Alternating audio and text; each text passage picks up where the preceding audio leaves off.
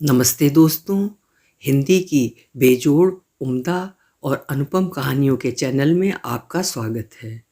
आज सुनिए हिंदी की प्रतिष्ठित एवं सुप्रसिद्ध लेखिका अंजना वर्मा जी की लिखी हुई कहानी यहाँ वहाँ हर कहीं। तो शुरू करें कहानी।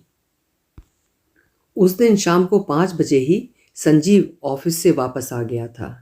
लिफ्ट से ऊपर जाकर उसने अपार्टमेंट की घंटी बजाई तो रोज की तरह दरवाज़ा नहीं खुला। वो बाहर खड़ा इंतज़ार करता रहा।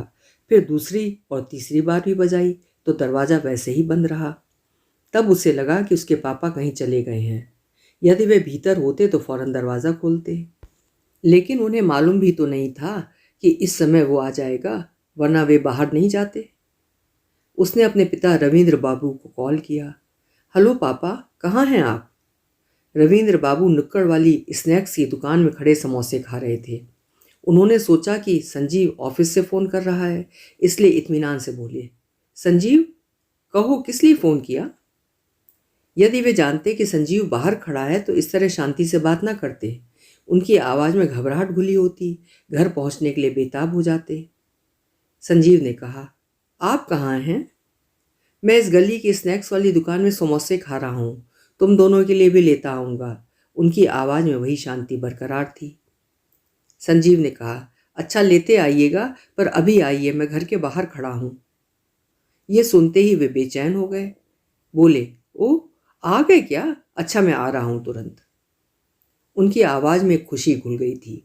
संजीव ऑफिस से आ गया है ये सुनकर उन्हें बड़ा अच्छा लगा था। बच्चों का घर लौटना उन्हें अपरिमित खुशी दे जाता था, क्योंकि उनके आसपास पसरा हुआ सन्नाटा दूर हो जाता था। जल्दी जल्दी मुंह चलाकर वे मुंह में भरे समोसे को निकलने लगे। समोसे खाते हुए दुकानदार से बोले, अच्छा 4 समोसे और पैक कर दो।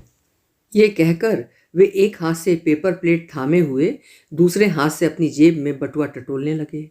पर बटुआ तो लेकर चले ही नहीं थे, तो मिलता कैसे? टटोलते टटोलते ये महसूस हुआ, तब तक हाथों में कुछ खुदरे नोट आ गए थे। उन्हें उंगलियों में थाम कर दुकानदार की ओर बढ़ाते हुए बोले, लो भाई, पैसे ले लो, मैं बटुआ तो घर पर ही भूल गया। दुकानदार ने नोट थामते हुए कहा, कोई बात नहीं थी, पैसे फिर मिल जाते। रविंद्र बाबू लगभग हर रोज इसी स्नैक्स की दुकान पर आते थे और कुछ कुछ खाते। इसी से दुकानदार उन्हें पहचानता था। शाम के 4 बजते कि खाने से अधिक बाहर निकलने की इच्छा जोर मारती। बाहर आकर लोगों को चलते फिरते आते जाते देखते तो उन्हें लगता कि उनकी नसों में भी खून दौड़ रहा है। तब अपने हिस्से के अकेलेपन में निष्क्रिय हुआ दिमाग पूरी तरह सक्रिय हो उठता। तरह तरह के ख्याल दिल की धड़कनों के साथ घुस जाते और वे पूरी जिजीविषा से भर उठते। रविंद्र बाबू ने पेपर प्लेट डस्टबिन के हवाले किया। पेपर नैपकिन से हाथ पोंछते हुए समोसों का पैकेट उठाया और चल दिए। 4 कदम चले होंगे तो मुंह में बसे स्वाद ने याद दिलाया कि वे पानी पीना तो भूल ही गए। सोचा कि चलो कोई बात नहीं, घर जाकर ही पी लेंगे। अभी बेचारा संजीव घर के बाहर खड़ा होगा, थका मांदा। ये स्थिति बड़ी खराब होती है कि घर पहुंचो और घर में ताला बंद, पास में चाबी नहीं। संजीव ने एक चाबी सुरुचि को दे रखी थी और दूसरी वो खुद रखता था। सुरुचि ऑफिस से उसके पहले ही घर पहुंच जाती थी, अतः चाबी उसके पास रहनी चाहिए थी कि उसे इंतजार न करना पड़े। अभी पापा के आने पर उसने अपनी वाली चाबी पापा को दे दी। रविंद्र बाबू वहां पहुंचे तो देखा संजीव बैग लिए खड़ा है। उन्होंने अपनी जेब टटोलकर चाबी निकाली। संजीव ने चाबी उनके हाथ से ले ली, क्योंकि वो जानता था कि उन्हें चाबी की होल में घुमाने में समय लगेगा। उन्हें डबल लॉक वाले डोर खोलने की आदत नहीं थी। दरवाज़ा खोलकर संजीव ने अपना बैग सोफे पर डाला और बैठ गया। रविंद्र बाबू ममता भरी आंखों से उसे देखते हुए सोच रहे थे कि बेचारे बच्चे 12-12 घंटे बहुराष्ट्रीय कंपनियों में खटते हैं, तब जाकर एक मोटी पगार घर में आती है। इन्हीं रुपयों से सब कुछ होता है, नहीं तो शहर में कोठरी भी ना हो पाए। उन्होंने पूछा, चाय पियोगे, बना दूं? संजीव ने कहा, नहीं, कॉफ़ी पी कर आया हूँ ऑफिस से, और आपसे मैं चाय बनवा कर पीऊँगा। फिर थोड़ी देर बाद बोला, सुरुचि अब आती ही होगी, वो तो बनाएगी ही। करीब घंटे भर बाद सुरुचि आई। वो भी संजीव की तरह ही थकी हुई थी। आती अपने कमरे से लगे वॉशरूम में हाथ मुंह धोने चली गई। फिर चाय बनाकर एक एक कप संजीव और रविंद्र बाबू के सामने रख दी और अपना कप हाथ में लेकर टीवी धीमी आवाज़ में खोलकर बैठ गई। संजीव लैपटॉप पर व्यस्त हो गया। रविंद्र बाबू ने टोका, अब तुम्हें ऑफिस में कम काम था कि यहाँ आकर भी लैपटॉप में सिर खपाने लगे? संजीव ने कहा, पापा आप नहीं समझिएगा, इससे कितनी सारी बातें हल हो जाती हैं, सारा काम ही हो जाता है इससे। यह सुनकर रविंद्र बाबू कुछ प्रशंसा और अचरज भरी दृष्टि से उसे देखने लगे। सुरुचि को शायद टीवी के प्रोग्राम अच्छे नहीं लग रहे थे, वो अपने कमरे में उठकर चली गई। यही दृश्य हर शाम का हुआ करता था और सवेरे का बिल्कुल इससे उल्टा।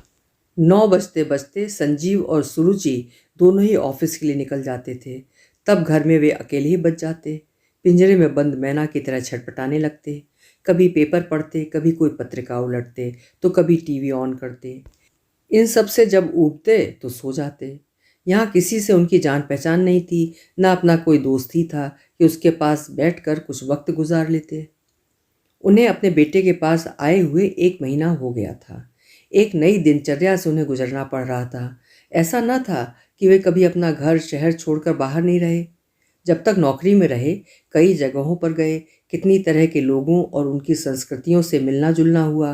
पर तब की बात और थी। एक पूरा परिवार था, पत्नी, छोटे छोटे बच्चे। दफ्तर से आते तो अपने को सबसे घिरा हुआ पाते, चारों ओर चहल पहल का माहौल। अब वो बात नहीं थी। अब उनकी पत्नी गुजर चुकी थी और साथ साथ एक लंबा वक्त भी। सदा बदलती रहने वाली दुनिया ने इतना बदल दिया था उनकी जिंदगी को। पहली बार जब वे इस महानगर में आए थे, उन्हें अजीब लगा था कि यहाँ तो सारे दिन दरवाज़ा बंद रहता है। कई कई घंटे एकांत में बिताते हुए वे एक इंसान का चेहरा देखने को तरस जाते। जिस रात को वे आए, उसके सवेरे आपस में कुछ बातचीत भी ना हुई और बेटा बहू दफ्तर चले गए। तो वे बेचैन होने लगे कि तभी दरवाजे की घंटी बजी। वे खुश हुए कि चलो कोई तो आया, शायद पड़ोसी हो। पर पड़ोसी क्या, दूसरे लोक में रहते थे। उनके फ्लैट भी दिन दिन भर बंद रहते। शाम को मियाँ बीबी थके मांदे लौटते तो बंद घर खुलता। उन्हें ये सब नहीं मालूम था। तभी सोच बैठे कि पड़ोसी आया होगा। खुश होकर दरवाज़ा खोला था उन्होंने। सामने खड़ा था नेपाली रसोइया। उन्हें याद आया कि जाते जाते सुरुचि बोल गई थी, पापा जी नेपाली खाना बनाने आएगा, जो मर्जी हो बनवा लीजिएगा, वो चाय कॉफ़ी भी बना देगा। नेपाली को देख कर वे मुस्कुरा उठे, बोले, तुम तो प्रीतम हो? हाँ साहब, उसने कहा था। ठीक है आओ, मुझे सुरुचि ने तुम्हारे बारे में बताया था। आप भैया के पापा हो ना? हाँ, मुझे मालूम है, भाभी जी ने बोला था कि आप आएगा। वो पूरे अधिकार के साथ भीतर चला आया। उनकी ओर घूमकर बोला, क्या खाओगे आप? जो रोज बनाते हो वही बना दो, रविंद्र बाबू बोले। इतना सुनते ही वो अपने काम में मशगूल हो गया।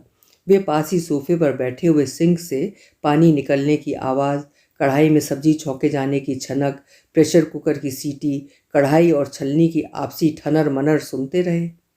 मुश्किल से 20 मिनट बीते होंगे कि नेपाली ने सारा खाना तैयार करके टेबल पर लगा दिया। उसके बाद बाहर जाते हुए बोला, दरवाज़ा बंद कर लो साहब। रविंद्र बाबू उसके काम की तेजी को देखकर अवाक हो गए थे। भला इतनी जल्दी खाना कैसे बन गया? वे जितना चकराए उतना ही उदास भी हुए उसे बाहर निकलते देखकर।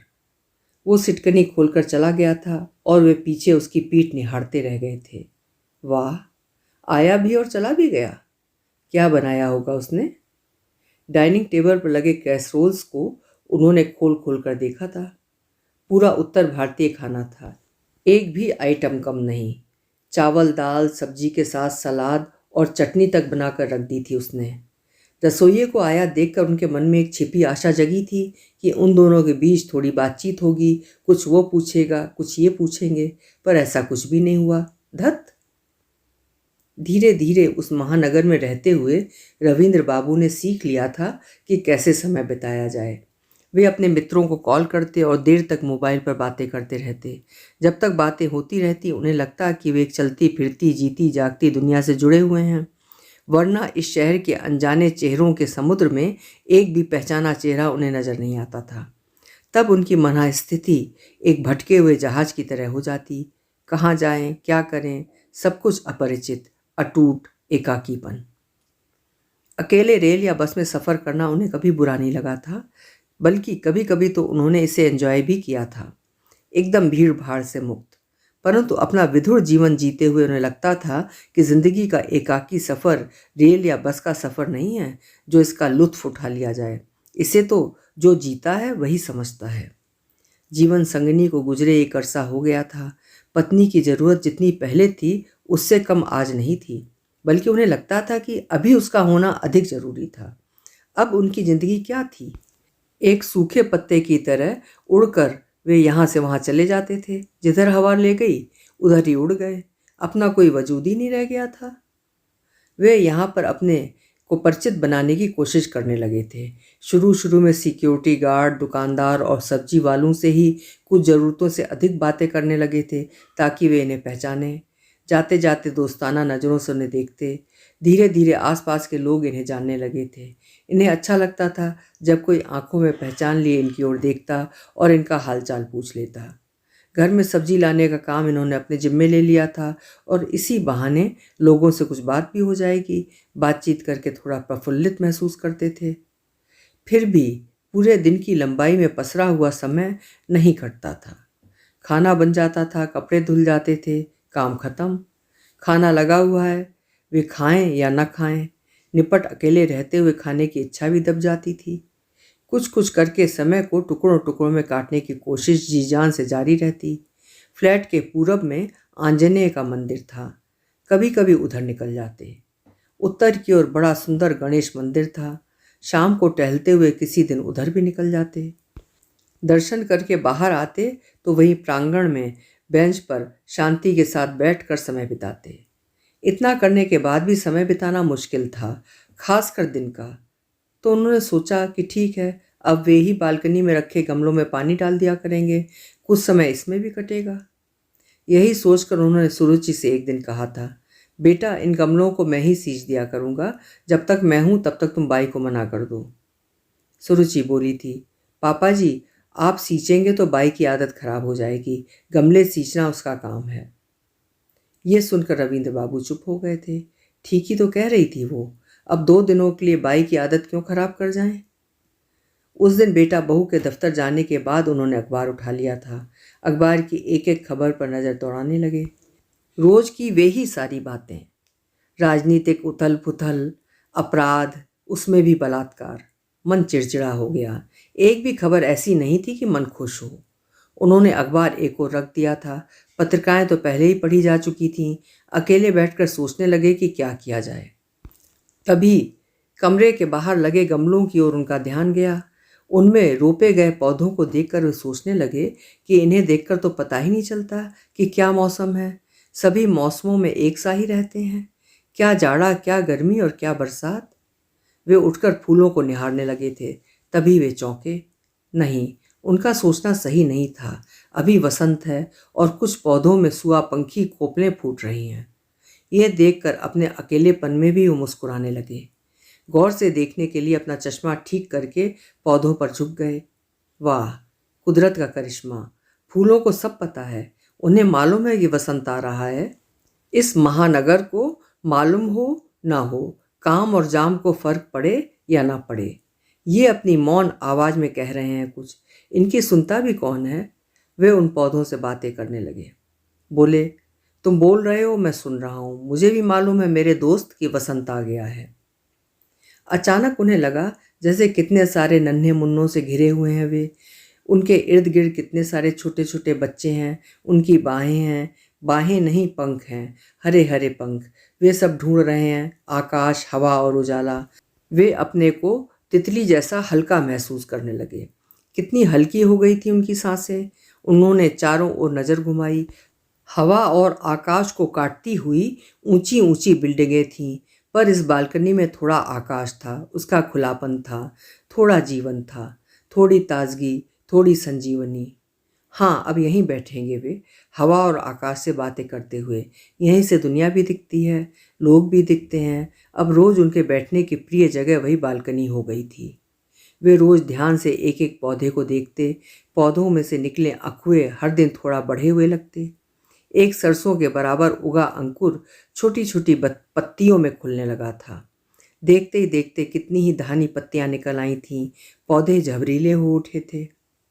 उस दिन वे शाम को सब्जी लेकर लौटे तो मन ना होते हुए भी टीवी खोल दी। अचानक उन्हें अपने जबड़ों में दर्द महसूस हुआ।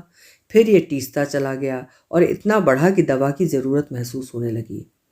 फ़ोन करके संजीव को कहना चाहा कि लौटते हुए वो दवा लेता है, पर उसे अभी आने में देर थी। दांत का दर्द इस तरह बर्दाश्त से बाहर हो चला कि संजीव के आने तक वे इंतज़ार नहीं कर सकते थे। इस स्थिति में भी उन्हें ही दवा के लिए निकलना पड़ेगा। किसको कहते, घर में था कौन? अतः वे दवा लाने चल दिए। दवा की दुकान नज़दीकी थी। शाम की स्याही घिरने लगी थी। सड़क पर वाहनों की आवाजाही बनी हुई थी। किनारे चलने वाले पदयात्रियों की भी कमी नहीं थी। इसी भीड़ में रविंद्र बाबू खींचे हुए चल रहे थे। कभी कभी उनका हाथ अपने दुखते हुए जबड़े पर चला जाता। दर्द और भीड़ ने उन्हें इस तरह जकड़ लिया था कि उन्हें लगने लगा कि न जाने किस दुनिया में वे आ गए हैं। गाड़ियों के हेडलाइट से आंखें चौंधिया जा रही थीं। वे सड़क पार करने के लिए एक ओर खड़े थे, तभी एक स्कूटर उन्हें मारती हुई निकल गई। इसके बाद की बात उन्हें नहीं मालूम। आंखें खुलीं तो वे अस्पताल के बेड पर थे। बगल में खड़ी नर्स इंजेक्शन देने की तैयारी कर रही थी और संजीव पास में था। उन्हें होश में आया देख उसने पूछा, कैसे हैं पापा? पैरों में बहुत दर्द है और दांत में भी। क्या हुआ है मुझे? उन्होंने कराहते हुए कहा। संजीव बोला, आपको स्कूटर से धक्का लग गया था। हाँ, अभी याद आ रहा है, मैं दवा लाने निकला था क्योंकि दांत में बहुत दर्द हो रहा था। एक स्कूटर मुझे मारते हुए निकल गई थी। फिर पता नहीं क्या हुआ, मैं गिर गया था। आप स्कूटर के धक्के से गिरकर बेहोश हो गए थे। ये तो अच्छा हुआ कि वहाँ कुछ लोगों ने आपको पहचान लिया और आकर सिक्योरिटी गार्ड से कहा, उसी ने मुझे खबर की। रविंद्र बाबू सुनकर चुप रहे। उन्हें अब वो दुर्घटना याद आने लगी थी। संजीव ने कहा, पापा, आपने दवा के लिए मुझे फ़ोन कर दिया होता, आप स्वयं क्यों निकल गए? रविंद्र बाबू ने कराहते हुए कहा, दर्द इतना था कि मैं तुम्हारे आने तक इंतज़ार नहीं कर सकता था। संजीव बोला, खुशकिस्मती से आप बच गए पापा, आपको कुछ हो जाता तो? अभी रविंद्र बाबू भी यही सोच रहे थे कि वे भाग्य से बच गए। उनके पैरों की हड्डियां भी सही सलामत थीं। वे डर गए ये सोचकर कि अपाहिज भी हो सकते थे, तब उन्हें कौन देखता। अस्पताल से आने के बाद उन्होंने संजीव के यहाँ कुछ दिन और बिताए। अब वे सवेरे सैर के लिए उस समय जाते जब सड़क पर वाहन नहीं रहते थे। दुर्घटना के डर से बाहर ना निकलते, ये भी संभव नहीं था। इसीलिए वाहनों से बचते हुए वे फ्लैट से निकलकर स्नैक्स वाली दुकान से होते हुए अगले दोराहे तक जाते।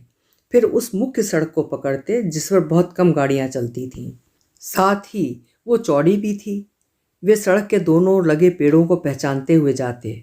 ये शिरीष है, ये गुलमोहर, ये अमलतास, ये लेगेंटेशिया और ये ना जाने क्या। इस तरह वे एक अजीब आनंद से भर जाते। वे सोचने लगते कि यदि ये पेड़ ना होते तो ना जाने दुनिया कैसी लगती, धरती कैसी दिखती, शायद केश रहित स्त्री की तरह कुरूप। एक दिन कुछ झिझकते हुए संजीव से बोले, बेटा, अब मैं वापस जाना चाहता हूँ, काफ़ी दिन हो गए यहाँ रहते हुए। संजीव ने कहा, क्यों, कुछ समय और रहिए ना हमारे साथ, क्या तकलीफ है आपको यहाँ पर? तकलीफ तो कुछ भी नहीं, तुम लोग इतना ध्यान रखते हो मेरा। फिर भी बहुत दिन हो गए बाहर निकले हुए, अब जाऊंगा। ठीक है, अगले सप्ताह के लिए टिकट करा दो। हवाई अड्डे पर रविंद्र बाबू अपनी ट्रॉली लुढ़काते हुए निकल रहे थे तो एक परिचित चेहरा सामने की भीड़ में खड़ा उनका इंतजार कर रहा था। ड्राइवर असलम ने मुस्कुराते हुए आगे बढ़कर इनके हाथ से ट्रॉली ले ली।